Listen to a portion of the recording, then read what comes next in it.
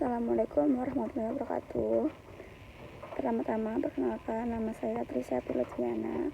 Di sini saya akan menjelaskan tentang bagaimana teknologi dapat menghadirkan perbedaan dalam jasa. Yang seperti kita ketahui bahwa di serba modern saat ini, peran teknologi informasi dalam kehidupan sehari-hari tentunya sangat berpengaruh. Hal ini tidak terlepas dari aktivitas yang kita lakukan.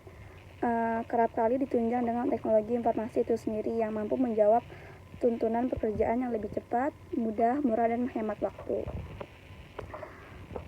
Di era sekarang ini banyak perusahaan startup baru berdiri khususnya di bidang vintage.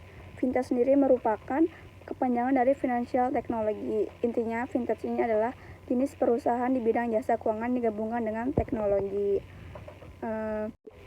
Inovasi ini bisa juga disebut dengan inovasi finansial yang diberi sentuhan teknologi modern. Tapi bisa juga dengan arti segmen di dunia startup yang membantu untuk memaksimalkan dalam penggunaan teknologi untuk mengubah, mempertajam atau mempercepat berbagai aspek pelayanan keuangan. Jadi, dari mulai metode pembayaran hingga transfer dana, pengumpulan dana, pinjaman, bahkan pada pengolahan aset bisa kemudian dipercepat dan dipersingkat dengan menggunakan teknologi. Saat ini sudah bermunculan banyak perusahaan startup yang menciptakan produk inovasi di bidang vintage sendiri. Contohnya ada Monitor.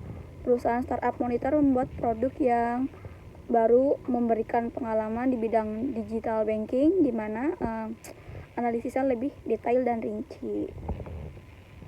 Perusahaan seperti ini biasanya mulai tumbuh di Singapura, di mana kemudian targetnya adalah Asia sendiri.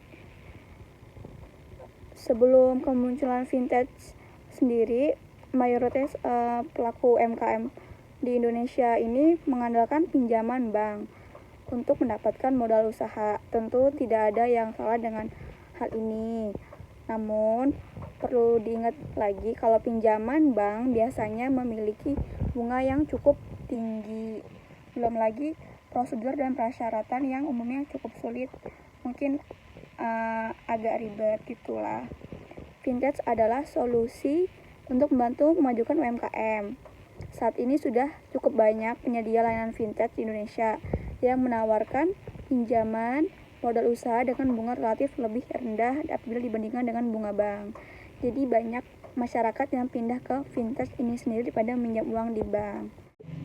Sistem ini disebut peer-to-peer lending, yaitu sebuah praktik berbasis online platform yang mempertemukan pelaku UMKM yang membutuhkan dana dengan orang-orang yang bersedia berinvestasi menjamkan uang mereka.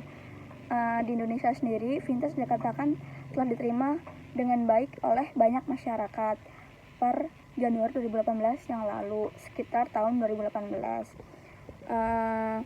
Jumlah penggunaan vintage di Indonesia sudah mencapai sekitar 260.000 orang.